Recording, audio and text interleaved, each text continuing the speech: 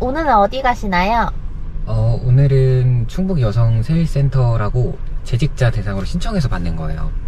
12명 그 정원 모집했는데 12명이 다 완료돼서 재직자 대상으로 나를 발견하는 글쓰기 수업 저녁 강의 하러 갑니다.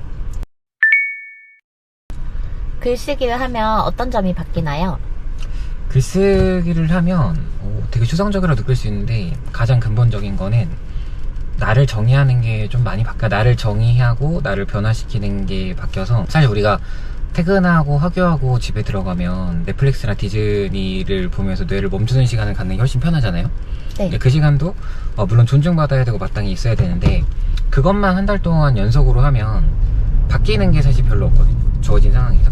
근데 예를 들어서 이틀은 우리가 뇌를 멈추는 시간을 갖기 위해서 넷플릭스를 보더라도 뭐 하루 정도는 중간에 껴서 오늘 하루를 기록한다든지 뭐 글을 쓴다든지 이런 노력들을 하면 내 감정에 대한 정의나 나한테 들어왔던 상황과 사람에 대한 정의를 좀 할 수 있는 게 있고, 실제로 10년 동안 글쓰기 강의를 해보면 처음에는 그게 바뀌는지 의아해했던 분들도 많이 바뀌었던 사례들이 있어요.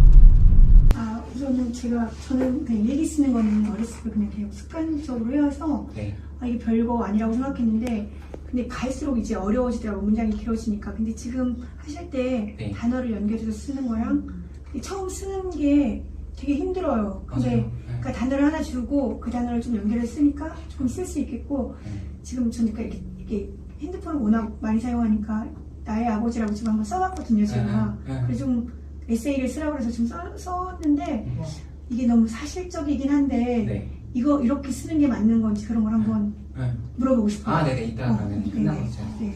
근데 너무 좋은 말씀 해주셨는데 처음에는요 이렇게 바로 쓰라는 게 아니고 하다 보면 본인이 늘어요. 그래서 관계식을 하고 처음에는 본인 문제대로 써보고 그게 문제가 물릴 거예요. 그 한계가 있을 거예요. 계속 쓰다 보면. 그때 이런 시도들을 해보면 일단 만약 글이 안 써지면 지금 단어 같은 거 적은 다음에 카톡 나에게 쓰기 있잖아요.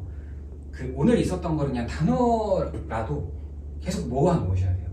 드라마에서 봤던 문장도 오늘 하루에 모아 놓으셔야 돼요. 나중에 그거 가지고 선생님들이 그 문장이랑 내가 전혀 상관없는 단어 합치잖아요. 신기하게 글이 돼요. 예를 들어서 이거는 아내가 비를 엄청 좋아하는 친구거든요.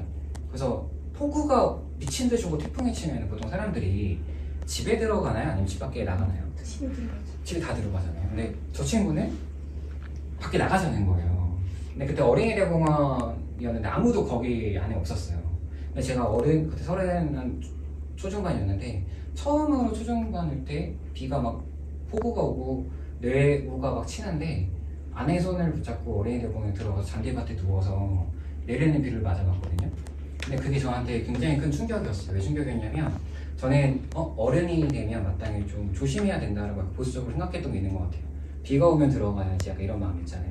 비가 오면 흙탕물 튀기면 안 되니까 내 옷도 보여야지 이런 게 있었는데 생각해보니까 비가 올 때 내리는 비를 온전히 맞을 수 있고 그리고 그런 아이 같은 용기를 낼 수 있는 게 어른이라는 생각도 들더라고요. 그래서 그때 시간의 태도를 제가 어떻게 했냐면 이거는 그냥 제가 같이 읽어볼 테니까 따라와 주세요. 시간에 대한 태도를 적은 거예요. 결국은 오겸씨의 비 오니까 세상이 깨끗하지 아내의 말에 많은 의미가 함축되어 있었다. 그러고 보니 비 오는 세상이 평소보다 더 깨끗해 보이긴 했다. 사람들은 분주에 다 안으로 들어가고 차들의 경적 소리도 빗소리에 묻혀 비가 내는 몇 년 전의 소리로 운율을 맞춘 것 같았다. 내면에 자리 잡은 작년마저도 비에 씻기는 듯했다. 비 온다. 그대로 나는 비가 올 때면 하늘이 준 선물인 듯 아내에게 제일 먼저 안부를 전한다. 올빼미 형이라 이른 아침에 일어나는 법이 없는 아내는 비가 올 때면 몸이 반응하는 듯 일찍 일어나 비가 오는 시간들을 마주한다. 우와, 비 많이 온다. 아내의 아이 같은 표정이 아침부터 선명하다. 삶의 무게가 어깨에 걸릴 때면 어른처럼 무게를 잡다가도 아내의 해맑은 표정을 보고 풀릴 때가 있다. 아내는 내게 어른의 의무를 덜어준 사람이다. 물론 어른의 책임감마저 덜지는 않다. 책임감은 되려 더 강해졌다. 다만 어떤 시간을 보내든 그 시간을 버티는 방식은 아이와 같아야 할 아내를 통해 배웠다. 이렇게 한 거예요. 비 온다라는 사건 갖고 연결해서 이렇게 해본 거죠. 근데 이 문장들 있잖아요. 이 사이사이 문장들 있잖아요. 이거는 미리 쓴 게 아니에요.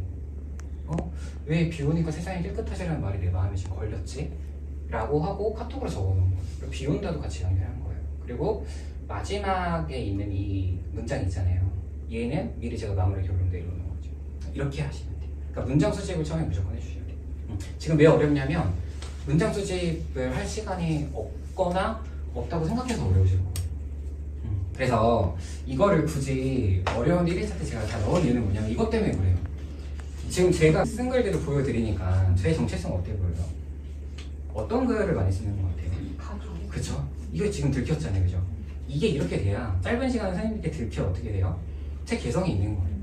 그래야 선생님들이 김보경 작가 글 들었는데 가족에 대한 글 되게 순수하게 잘 쓰더라 이렇게 돼요. 그럼 어떻게 돼요? 그래야 퍼지는 거예요. 근데 선생님들이 글을 배우는데 이거에 대한 설명이 없잖아요. 그냥 글 일단 적으세요, 많이 쓰세요, 책 낼 수 있어 이러면 얘가 없기 때문에 개성이 없어요. 그냥 공저책으로 선생님들 이름만 있는 거예요. 그럼 선생님들께 나중에 안 줘요. 이거 후회돼요.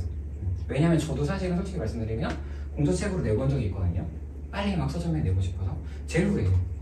그 책 안 퍼져요. 절대로 안 퍼져요. 그래서 이거 먼저 선생님들이 심으시는 게 좋다. 그렇다고 해서 완벽하게 쓰라는 거 아니에요. 마구마구 쓰시다가 문장 수집하다가 선생님들만의 개성 발견하셔야 돼요. 저는 사실 글쓰기에 되게 관심 많고 네. 책 쓰기에 관심이 많은데 네. 관심은 많고 실천이 없어서 네. 여기 온 게 어떻게 보면 유일한 실천이었거든요. 네. 그래서 이런 실천을 계속 할 수 있게 어떤 이제 모임이나 되게 이제 운영하셨던 카페 같은 거 네. 막 이런 걸 좀 습관하고 생활할 수 있는 방법이 있었으면 좋겠다 이런 생각을 했고 그냥 선생님 잠깐 이렇게 잠깐 보고 잠깐 이렇게 지도 해주셨을 때 막 이런 생각이 들어가지고 네. 역시 1대1 지도 코칭 이런 거 필요해 약간 이런 생각도 그렇죠. 강제성이 좀 있는 게 제일 좋겠는데 네. 근데 강제성이 없이도 선생님 이렇게 계속 스스로 혼자 연습을 하셨던 네. 건지 막 그런 되게 의지적인 인물이셨던 건지 막 난 그렇지 않은데 그럼 난 안 되겠구나 아니야. 그런 생각도 들고 그냥 어릴 때 이제 숨을 실수했던 게 쉬워서 그냥 배운 적은 없는데 계속 쓰다 보니까 된 것 같아요. 그리고 이제 운이 좋게도 그 교육생들이 이렇게 앞에 있을 때 이걸 강의로 많이 하다 보니까 어떻게 하면 좀 더 이거를 쉽게 접근할 수 있지 또 들을 수 있지 이걸 고민하다 보니까 된 거. 근데 저도 아직 좀 멀었어요. 근데 응원해주세요. 오늘 너무 잘 들어서 감사드리고 다음에 또 인연이 뵙도록 하겠습니다. 감사합니다. 기억에 남는 교육생 사례가 있을까요? 그중 기억에 남는 교육생 사례는 아무래도 성인을 대상으로 했을 때 장기 글쓰기 8회차가 제일 길어요. 한 2달 정도 하고 책까지 만드는 과정인데 한 분이 좀 이렇게 인자하신 어머님 분이었는데 어머니를 하늘나라에 보낸 지 얼마 안 된 분이셨어요.